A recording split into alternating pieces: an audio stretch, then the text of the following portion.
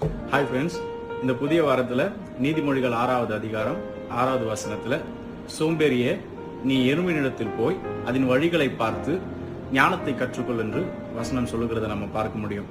என்னங்க, வாரம் துவங்கும் பொழுது இப்போ இதுக்கான வேலைகள் படிப்பின் காரியங்களும் துவங்கும் பொழுது சோம்பேறின்ற வார்த்தையை நீங்க சொல்றீங்க ஆரம்பத்திலேன்னு.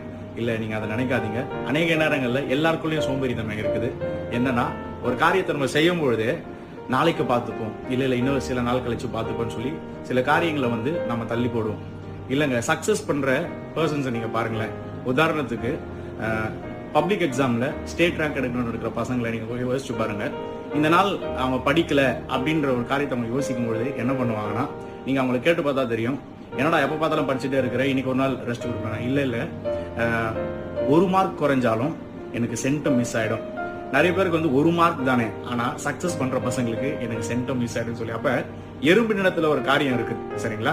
அது தன் காலத்துல தனக்கு ஆகாரத்தை சேர்த்து வைக்கும். அதாவது சம்மர்ல அந்த ரெய்னி டேஸ்க்கு தேவையான ஆகாரங்களை அதை சேர்த்து வைக்கும். அப்பனா நேரத்தை சரியாக நீங்க பயன்படுத்துகிறவர்களா இருக்கணும்.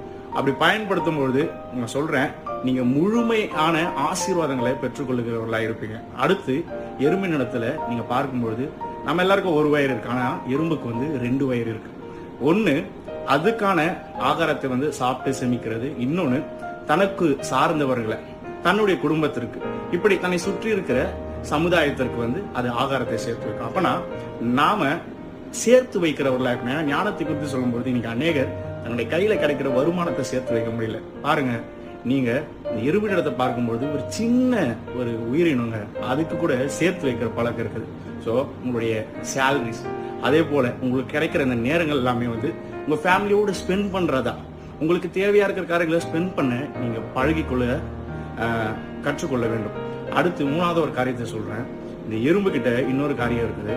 அதுக்கு கண் பார்வை இல்லை, அதற்கு காது கேட்கிற திறன் இல்லை. ஆனா அது ஒரு காரியத்தை மட்டும் செய்து தன்னுடைய குறைச்சலை பார்த்து அதோட வேலையை நிறுத்துறது இல்லை. அதை நீங்க எப்போ பார்த்தாலும் அது ஓடிக்கொண்டே இருக்கும். நமக்கு எண்ணெய் இல்லைன்னு சொல்லிட்டு நம்ம கவலைப்படுறவர்களா இருக்கக்கூடாது. நம்ம கிட்ட எண்ணெய் இருக்குதோ அது அந்த நேரத்துல பயன்படுத்துறவர்களா இருக்கணும். இந்த 3 காரியங்களும் நீங்க இந்த வாரத்துல உங்களுடைய வேலையா இருக்கட்டும், உங்களுடைய படிப்பா இருக்கட்டும், நீங்க என்ன காரியத்துல சக்சஸ் பண்ணணும்னு நினைக்கிறீங்களோ நீங்க பயன்படுத்தி பாருங்க. நீங்க அதை ஒரு ஆசீர்வாதத்தை பார்ப்பீங்க. God bless you.